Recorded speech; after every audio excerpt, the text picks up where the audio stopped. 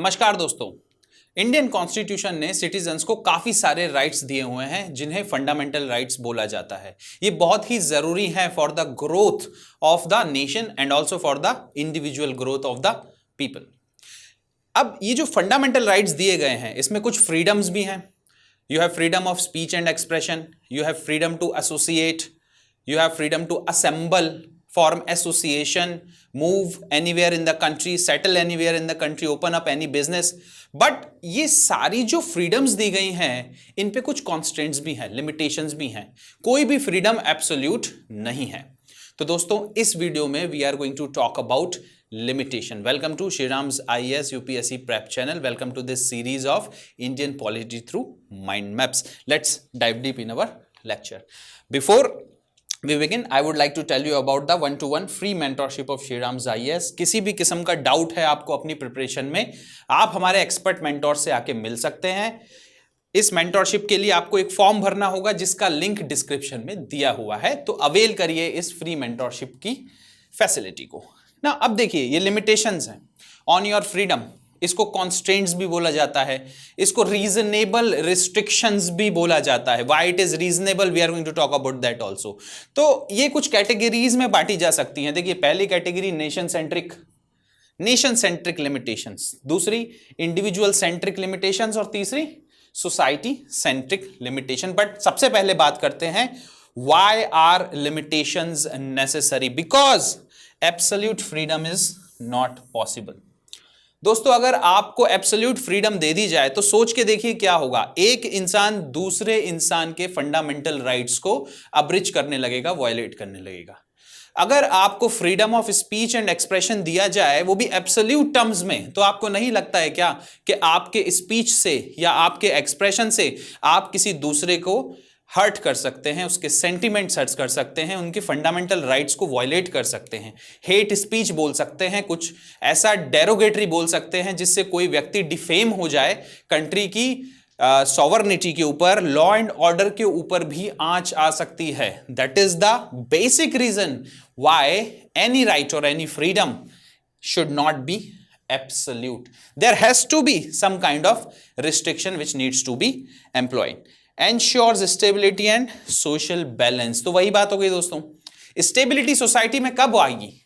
Stability उसी समय आती है when everybody, all the citizens which are residing in the country, and of course at sometimes people also who are not the citizens of the country, they all are able to enjoy the rights। अब article 19 के अंदर ये freedoms दी गई हैं, ये सिर्फ citizens को extended हैं, एलियंस को नहीं है। तो सारे सिटीजन्स जो हैं इस देश के, अगर वो सब अपने राइट्स को, अपने फ्रीडम्स को एंजॉय कर रहे हैं, तभी तो स्टेबिलिटी रहेगी, तभी तो बैलेंस रहेगा सोसाइटी के अंदर। बट अगर एक व्यक्ति दूसरे व्यक्ति का किसी भी किस्म से फ्रीडम को इन्फ्रिंज करने लगा, वायलेट करने लगा, तो वो स्टेबिलिटी और बैलेंस डिस्टर्ब हो जाएगा। And that is the reason why restrictions और लिमिटेशंस और कॉन्स्टेंट्स, किसी भी नाम से बोलिए, they are employed, they are imposed on everybody's freedom। अच्छा, दो बहुत इंपॉर्टेंट आर्टिकल हैं। ये सारी फ्रीडम्स तो आपको आर्टिकल 19 के अंदर दी गई है। आर्टिकल 19 में आपको लिमिटेशंस भी बताया गया है, बट आर्टिकल 104 के बारे में अगर आपने सुना हो, 104, 105, 194, ये वैसे आर्टिकल्स हैं दोस्तों जिसमें freedom of speech and expression has been given to the member of parliament and the member of legislative assembly। और इन लोगों के जो freedom होते हैं when they speak in the house are far more wider than the normal people। अब ये जो restrictions लगी हुई हैं ये member of parliaments पे, या फिर ये restriction member of legislative assemblies के ऊपर नहीं रहती हैं। ये मैं आपको बता दूं, it's a very important thing for you to understand. It protects the right of all the individual. अब कुछ लिमिटेशंस की बात कर लेते हैं। नेशन सेंट्रिक लिमिटेशंस कौन कौन सी हैं? ध्यान से देखिए, सॉवरनिटी ऑफ इंडिया, आपकी स्पीच एंड एक्सप्रेशन से देश के ऊपर किसी भी तरह के सॉवरनिटी पे खतरा है, या फिर आपने कोई ऐसा एसोसिएशन बनाया विच इज एंटी नेशनल, आपने कोई ऐसा ऑक्यूपेशन चलाया which is anti national and infringing upon the sovereignty of the country, that is not allowed। integrity of the country, security of the state, law and order in the state, everything, कोई भी occupation, आपको करने का अधिकार है, association बनाने का अधिकार है, असेंबल होने का अधिकार है, बट अगर आपकी असेंबली पीसफुल नहीं है, अगर आपकी असेंबली विथ आर्म्स है, that is not allowed. That is where the restriction comes in. आप कोई भी इस तरह से नहीं बोलेंगे through any channel, through any medium. It may be social media, it may be television, it may be through writing, through poetry, it may be through movies, that you defame somebody or you have effect, negative effect on the sovereignty, integrity of this country. So that is something which everybody must understand, that there are several restrictions which are reasonable. Reasonable का मतलब क्या होता है? These restrictions are just, they are fair and they are non arbitrary in nature. कोई भी ऐसी restriction state नहीं लगा सकता है which is fanciful, which is aggressive, which is arbitrary in nature, which is unfair in nature. The restriction has to be just, fair and reasonable. साथ ही में friendly relation with foreign states. अब आप सोच के देखिए, आप अपना ट्विटर अकाउंट उठाते हैं, किसी फ्रेंडली कंट्री के बारे में उल्टा सीधा बोलते हैं, तो same reaction will come from there also, and the whole this dispute may reach to the political levels and things may go in the wrong direction, and that is the reason why speech and expression can be enjoyed but within limitations. Similarly individual centric कुछ limitations दी गई हैं संविधान के अंदर.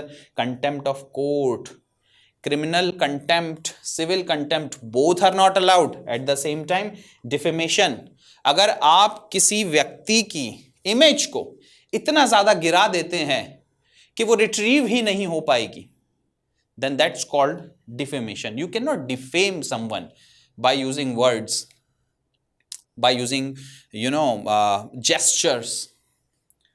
Incitement to an offense. All these are individual centric.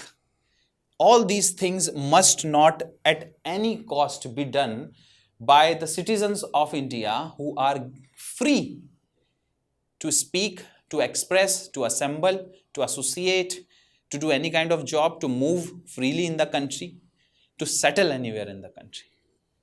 Society centric क्या होता है भाई? पब्लिक ऑर्डर आपको मेंटेन करके रखना है. देखिए जुड़ा हुआ है incitement to an offence and public order. अगर आप हेट स्पीच दे रहे हैं तो क्या होगा? पब्लिक ऑर्डर मेंटेन हो जाएगा क्या? ऑफेंसेस रुक जाएंगे क्या? नहीं रुकेंगे.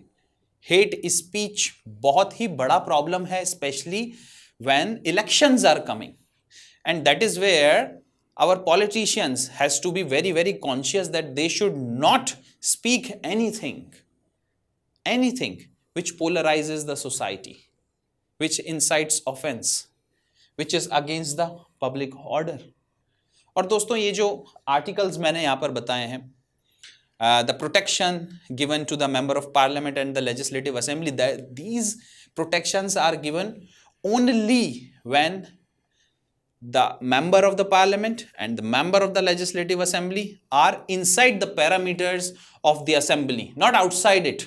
बाहर जैसे ही वो आते हैं उनके ऊपर भी नॉर्मल इंसानों की तरह सारे लिमिटेशंस लग जाते हैं. Morality and decency. अब थोड़े समय पहले एक केस हुआ था, समय रैना का केस, रणवीर अलाहाबादिया वाला केस आपको याद होगा. They were speaking several things which was not considered as moral and decent. So morality and decency plays a very important role when you are speaking something, and especially when you are speaking in media, when whatever you are speaking is going to millions of people. There has to be some level of decency and morality. Comedy does not mean that you cross all the limits of decency and morality. So these are several reasonable restrictions which are imposed on the freedoms given to the citizens of India under Article 19 of the Constitution. Thank you very much, friend, for joining me. We are going to connect again in the next lecture. Thank you very much. Jai Hind.